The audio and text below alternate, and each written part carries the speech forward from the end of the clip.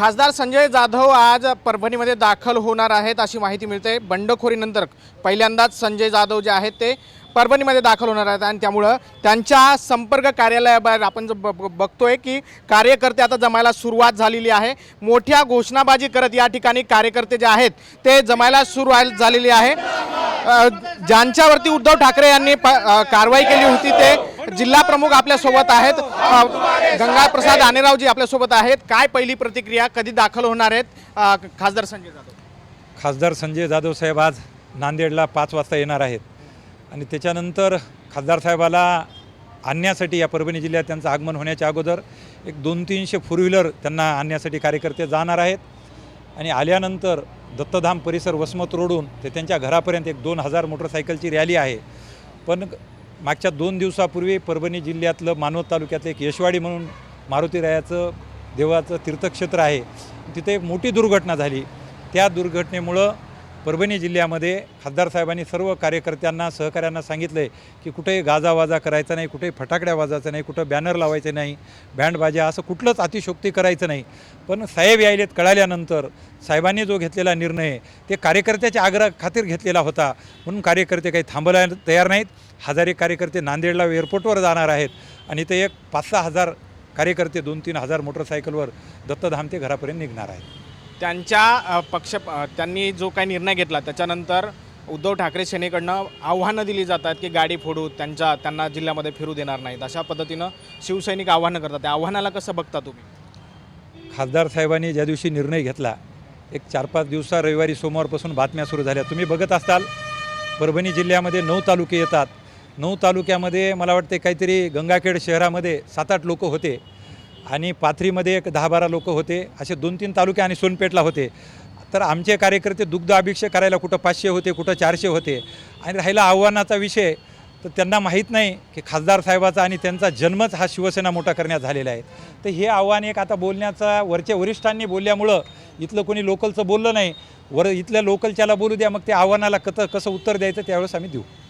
खासदार संजय जाधव यांनी निर्णय घेण्याच्या आधी मोठ्या नाराजी पाहायला मिळाल्या होत्या। तुम्ही 80 लोकांनी एकदाच राजीनामे दिले होते, आता तुम्ही एकनाथ शिंदेंच्या शिवसेनेमध्ये प्रवेश करणार का? हो, करणार आहे। काय आता सगळं जे काही घडतंय, ज्या राजकीय घडामोडी घडत आहेत, संजय जाधव यांच्यावरती मोठ्या प्रमाणात टीका केली जाते की त्यांनी शिवसेनेशी गद्दारी केली। जे टीका करते त्याचं स्वतःचं काही अस्तित्वच नाही, ते माणसाचं टीका करतात। जे पक्षाशी प्रत्येक वेळेस पक्षाचा उमेदवार द्यायला की अपोजिटच्या उमेदवाराचं काम करायचं, पक्षाचं काम करायचं नाही। आता कालवी जे हे झालं त्यावेळेस बी तसंच केलं, म्हणजे विरोधात काम करायचं ते ना। इथले आमदार आहेत ते म्हणतात की कोणाच्या जाण्यानं काहीच फरक पडणार नाही। इथले आमदार किती एकनिष्ठ हे पूर्ण शिवसेनेला माहिती आहे। इथून मागं बी त्या आमदारानं काय केलेलं हे आपल्या परभणी जिल्ह्याला समजा शिवसैनिकाला माहिती।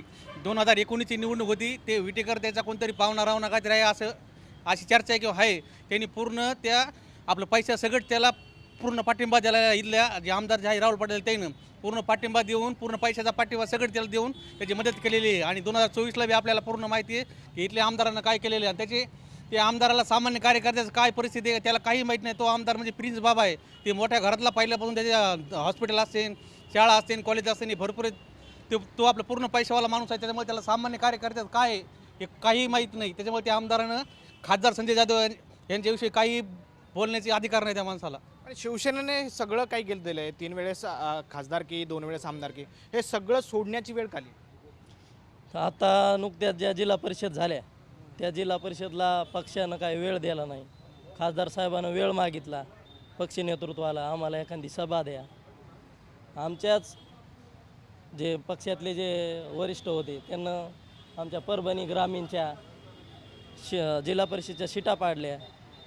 हे एवढंच कारण आहे की दुसरं काही कारण आहे? 100-200 कोटी रुपये घेतल्याचा आरोप आहे। नाही, तसं काही विषय माहीत नाही आम्हाला। तसं खासदार साहेबाला सर्वस्व पक्षानं दिलेलं आहे, फक्त पक्षात जे पायखेच व्हायली, पक्षात राहून उपयोग काय? इथलं आमदार प्रतिनिधी एकजुटीनं काम करीनात, वरिष्ठ खासदार साहेब आहेत त्यांना विचारात घ्यायचं नाही, काय नाही, बाकी एवढाच विषय। काय वाटतं तुम्हाला, खासदारांनी घेतलेला निर्णय योग्य आहे? अतिशय योग्य आहे। परभणी जिल्ह्याच्या विकासासाठी ज्यांनी निर्णय घेतला त्याला आमच्या सगळ्यांचा पाठिंबा आहे। पण टीका होत आहे मोठ्या प्रमाणात. ठीक आहे, होतच असते मोठ्या माणसावर, यात काय नवीन आहे. तुम्ही शिवसेनेत शिंदेत आहात, एक ज्यांच्यावर टीका केली आहे ते आता शिवसेनेत येत आहेत, कसं बघता तुम्ही? स्वागताला आलेत त्यांच्या. आम्ही कधीच आयुष्यात खासदार साहेबावर टीका केली नाही. ते माझा वैयक्तिक भाऊ या भाऊ म्हणून वैयक्तिक टीका केली नाही, पण पक्षाकडनं नाही सातत्याने केली, अजिबात केली नाही. मी 32 वर्ष शिवसेनेत काम करते आणि तुम्ही म्हणता पैसे घेऊन. अहो, ज्या वेळेस पैसे देत होते त्याच वेळेस खासदार जात होते. त्यांनी आता काय केली? का गेले? ते संघर्षाचा दिवा आहे आणि त्यानं पहिल्यापासून संघर्ष केलेला आहे. ते सत्यात असला काय नसला काय त्याच्या पाठीमागं माणूस बळे. आणि तुम्ही जे आमदाराचं सांगता, आमदार एकाचे पैसे घेतो एकाला वाटतो. खासदार केला कुणाचे पैसे वाटले हे ना? इटेकरला पैसे दिले पाडायला, पहिल्याच खासदार केला. आ ह्याचं सांगू नका व निस्ता सांगताय कार्य सम्राट. कशाचा कार्य सम्राट आहे? शाळा आणण्याचा, कॉलेज आणण्याचा, लोकांच्या मुंड्या मोडण्याचा ह्याचा आहे. ती एक बाई लावून दिली बहुरंगी मुंबईहून. काय तिचं खरं आहे व? तिची माय 5-5 हजार रुपये खासदार साहेबाच्या पाया पडून घेत होती. तालुका प्रमुख होती तेव्हा. ह्या खासदाराने किती माणसं मोठे केले ते तुम्हालाही माहीत आहे. आम्हाला विचारण्याची गरज नाही. उगा आमचे मत घेऊ नका, जे खरं आहे ते भांडा. बघतोय की खासदार संजय जाधव आता जवळपास निश्चित झाले की त्याचा फायदा काय होणार आहे? या परभणी लोकसभा मतदारसंघ तसा जिल्हाच शिवसेनेचा बालेकिल्ला आहे. मागच्या 35 वर्षापासून इथले लोक शिवसेनेवर प्रेम करतात आणि आजची जर परिस्थिती बघितली तर तुम्ही बघत असताल या जिल्ह्यामध्ये सर्वसामान्य नेता म्हणून खासदार बंडू जाधव साहेबाकडे बघितल्या जाते. पण मागच्या 35 वर्षापासून जनता इथली उपेक्षित आहे आणि या उपेक्षित जनतेचा विकास करायचा असेल, मागच्या 35-40 वर्षापासून काम करणाऱ्या कार्यकर्त्याला न्याय द्यायचा असेल तर सत्तेशिवाय पर्याय नाही.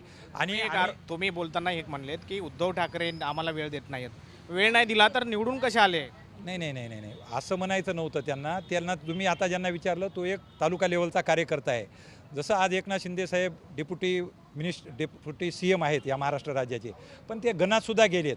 ती कार्यकर्त्याची भावना होती की उद्धव साहेब फक्त महापालिकाच बघतात आणि ग्रामीण भागामध्ये आम्हाला वाऱ्यावर सोडतात. कारण कार्यकर्त्यांचं आयुष्य गेले शिवसेना वाढविण्यात. त्यांना वाटते आम्हाला 5 वर्षात एक संधी मिळती आणि ह्या संधीला जर वरिष्ठ आले असते तर आम्हाला आणखीन फायदा झाला असताना आम्ही निवडून आलो असतो. ते बरबाद झाले. बघतोय की संजय जाधव यांच्या समर्थकांच्या वेगवेगळ्या प्रतिक्रिया समोर येत आहेत. सगळेजण संजय जाधव यांच्या आगमनापूर्वीच या ठिकाणी जे आहे ते जमायला सुरुवात झालेली आहे आणि या ठिकाणावर मोठ्या संख्येने नांदेडला कार्यकर्ते जाणार आहेत आणि संजय जाधव यांचं स्वागत करत या ठिकाणी जे आहे ते संजय जाधवांना घेऊन येणार आहेत. कॅमेरा पर्सन अमित आडेसह मी ज्ञानेश्वर रुंडा, TV9 मराठी, परभणी.